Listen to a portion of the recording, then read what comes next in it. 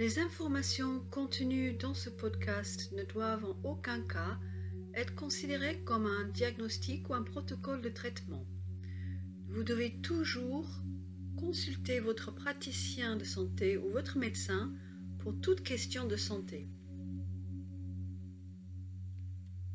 Avant de commencer à découvrir ces informations, j'aimerais vous dire de ne jamais sous-estimer la force et la puissance de votre système immunitaire et ce dont il est capable lorsqu'il vient à votre défense et lorsque vous le soutenez de la bonne manière avec les bons outils. L'information qui suit vient d'en haut. Tout le mérite revient à Anthony William, Medical Medium. Le lien à son livre D'où provient les informations sera ajouté en dessous. Voici donc l'histoire d'Epstein-Barr, en 3 parties. La première partie, Epstein-Barr, c'est notre histoire. Epstein-Barr, c'est mon histoire. Je vous la raconterai un jour. Et c'est votre histoire. Saviez-vous que nous vivons une épidémie silencieuse depuis plus d'1 siècle? Une épidémie qui devient de plus en plus problématique car elle n'est pas encore reconnue ni comprise par la science ni par la médecine. Et les médecins sont encore loin de faire le lien entre les symptômes mystères, les maladies chroniques et les maladies dites auto-immunes, l'inflammation chronique, etc., avec cette épidémie. L'une des principales causes des maladies mystérieuses chroniques, inflammatoires et auto-immunes, comme Anthony William nous l'apprend, et dont souffrent tant de personnes, et les virus, tels que les 60 variants d'Epstein-Barr. Aujourd'hui, en fait, on est au-delà de 60 variants. Plus de 30 souches de zoonosis, plusieurs variants de HHV6, HHV7, HHV8, plus de 100 variants du virus d'herpès simplex 1 et 2, et bien d'autres. En vérité, il est impossible de vivre dans ce monde aujourd'hui sans au moins un variant, une souche virale, car elles sont si répandues. Les effets parfois vraiment dévastateurs du virus Epstein-Barr ne sont pas encore compris par les médecins à l'heure actuelle. Seulement les médecins qui ont trouvé les informations de Medical Medium le savent. Bon, les informations de Medical Medium commencent maintenant à rentrer dans les, on va dire, les canaux un peu plus conventionnels également. Donc il se peut que les informations, il y a une partie des informations qui arrivent aux oreilles, aux yeux des médecins. Mais il y a encore peu de médecins qui connaissent toute l'histoire de ce virus et les conséquences de ce virus sur la santé des gens. Cela signifie que de nombreuses personnes sont encore mal diagnostiquées ou traitées de manière inefficace. Il existe des dizaines et des dizaines de maladies dont la cause première est le virus Epstein-Barr et d'autres virus herpétiques, des symptômes ou des maladies telles que la fibromyalgie, la maladie de Lyme, la fatigue surrénalienne, la fatigue neurologique, Hashimoto, Graves, l'inflammation chronique, la sclérose en plaques, des problèmes hormonaux, la polyarthrite rhumatoïde, la colite, la maladie de Crohn, troubles digestifs et encore et encore. Si vous ou votre famille ou vos amis souffrez d'un problème de santé chronique, il est important de connaître l'existence d'Epstein-Barr afin de comprendre à quel point il joue un rôle dans ces maladies chroniques inflammatoires et dites auto-immunes et de pouvoir en parler avec votre médecin. Bien sûr, il existe d'autres menaces environnementales telles que la radiation, la pollution, contre lesquelles nous devons aussi nous protéger. Dans les podcasts à venir, je vais aborder ces autres menaces et partager les outils pour vous en protéger. Aujourd'hui, nous nous concentrons sur l'histoire d'Epstein-Barr, alors allons-y. Quelle est cette épidémie cachée?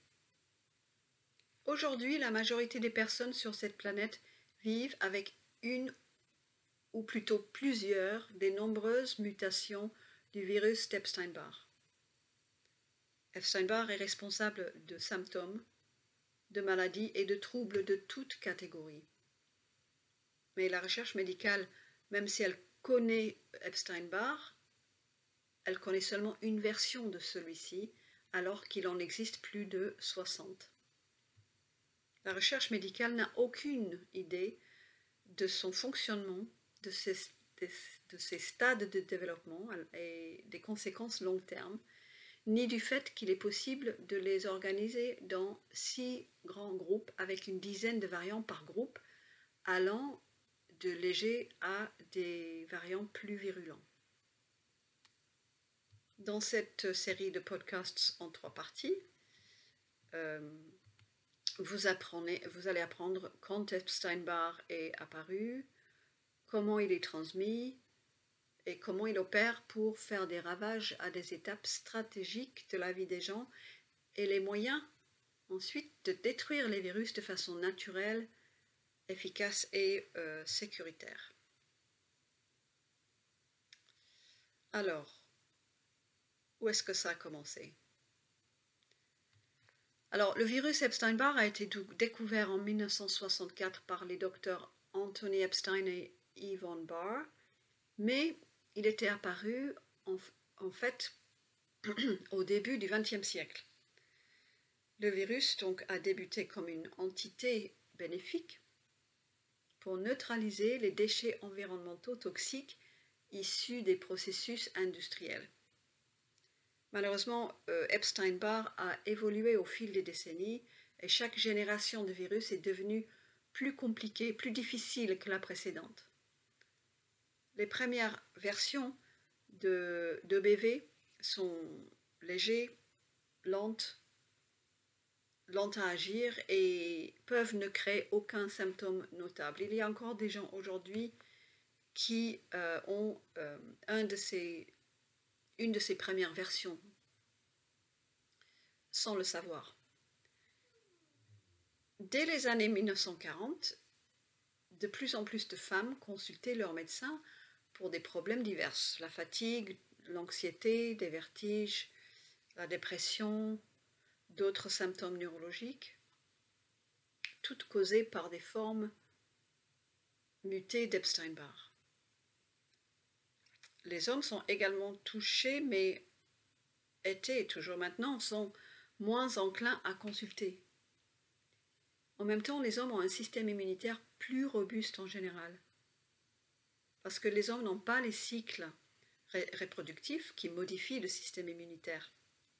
Ainsi, bien que les hommes et les femmes vivent avec EBV, les femmes sont en général plus susceptibles de succomber aux symptômes et aux maladies causées par le virus en raison de la nature de leur système immunitaire et de leur système nerveux qui sont plus vulnérables. Pendant les règles, par exemple, le système immunitaire d'une femme baisse de 40% car il est redirigé vers le système reproductif, ainsi rendant les femmes plus susceptibles à ce moment-là de son cycle d'attraper un agent pathogène. Dans les années 40, 50, 60, 70 et même jusqu'à aujourd'hui, les femmes ont été et sont renvoyées des cabinets médicaux avec des diagnostics allant de hystérie, ennui, problèmes hormonaux, bien qu'aujourd'hui, des diagnostics de maladies auto-immunes commencent à remplacer ces anciennes étiquettes. Heureusement, mais on n'est pas encore arrivé à la bonne compréhension de ce que c'est une maladie auto-immune. Donc à ce stade, EBV évolue tous les 5 ans. Donc quand je dis EBV, on est bien d'accord que c'est Epstein-Barr, le virus Epstein-Barr. Il évolue tous les 5 ans, ainsi dépassant les 20 à 30 ans qu'il nous faut pour passer d'une génération à une autre. Les médecins commencent à accepter, à apprendre des informations venant de medical medium, soit directement, soit indirectement. Dans un passé récent, ils pensaient que le plus gros problème causé par EBV était une légère malaise ou une légère fatigue avec un peu de fièvre. Les médecins ont maintenant lié Epstein-Barr à la mononucléose, mais ne savent toujours pas que la mononucléose est le stade 2 du virus, le deuxième de 4 stades de développement du virus. Et maintenant, Epstein-Barr a été officiellement identifié comme la principale cause de la sclérose en plaques. L'étude est sortie au mois de janvier 2022 de Harvard. Donc il est maintenant pris plus au sérieux. Ce que les médecins ne savent pas encore, c'est que la sclérose en plaques est causée par un des variants d'Epstein-Barr particulièrement virulent, du groupe 6. Alors, comment est-ce que le virus est transmis? Il y a de nombreuses façons d'attraper Epstein-Barr. Vous pouvez l'attraper en tant que bébé si votre parent a le virus. Vous pouvez aussi l'attraper par du sang infecté, sachant que les hôpitaux ne font pas de dépistage de ce virus. Donc, si la personne doit recevoir une transfusion sanguine, elle peut aussi l'attraper de cette manière-là. On peut l'attraper aussi au restaurant, car les chefs sous pression pour sortir les plats, parfois se coupent et donc contaminent le plat. Et si ils ont Epstein-Barr dans sa phase contagieuse, on peut l'attraper plus facilement. La transmission se fait également par les fluides corporels pendant les rapports sexuels. Et même un baiser peut suffire si la personne est dans une phase contagieuse. Mais il n'est pas rare d'attraper plusieurs agents pathogènes de différents partenaires sexuels. On peut aussi, même si on a déjà un variant d'Epstein-Barr, on peut en attraper un autre. On peut en guérir d'un variant d'Epstein-Barr et puis en attraper un autre et développer les mêmes symptômes et penser que c'est le même qu'avant, qui est revenu. Tout le monde a des pathogènes. C'est un mode de vie ici sur la planète Terre. Nous pouvons cependant vivre une vie pleinement heureuse et en bonne santé, bien sûr. Mais il devient de plus en plus important d'avoir les bons outils et de comprendre en fait quelle est la meilleure manière de nous alimenter afin de renforcer le système immunitaire et de nous donner donc les meilleures chances, sachant que ces virus herpétiques ne cesseront pas d'exister et bien au contraire. Nous pouvons également nous demander pourquoi ces virus-là sont si problématiques et étaient-ils censés en être ainsi? Bon, ça c'est une question que la recherche secrète, la recherche médicale secrète, à laquelle elle pourrait peut-être répondre. Beaucoup de ces virus sont passés par des laboratoires secrets, ont été manipulés et libérés. Mais je vous laisse le reste à votre imagination, mais la réponse est que, à mon avis, non, ce n'était pas censé être ainsi. Donc quelqu'un avec Epstein-Barr n'est pas contagieux tout le temps. Il est plus susceptible de se propager au stade 2. Stade 2, la mononucléose. Ce qui m'amène au sujet du podcast suivant sur les 4 stades de développement de bébé. Donc je vous dis à bientôt pour la deuxième partie sur Epstein-Barr qui suit dans la foulée. Bonne écoute et à très bientôt. Les informations fournies sur ce podcast ne traitent ni ne diagnostiquent aucune maladie, aucun symptôme, et en cas d'apparition de tels problèmes, vous devez consulter un médecin agréé ou un autre praticien selon votre propre jugement. Les informations fournies sur ce podcast ne remplacent ni les soins de santé, ni les conseils médicaux ou nutritionnels. Vous comprenez et acceptez que vous êtes entièrement responsable de votre propre bien-être mental et physique, y compris de vos choix et décisions en matière d'alimentation et de santé.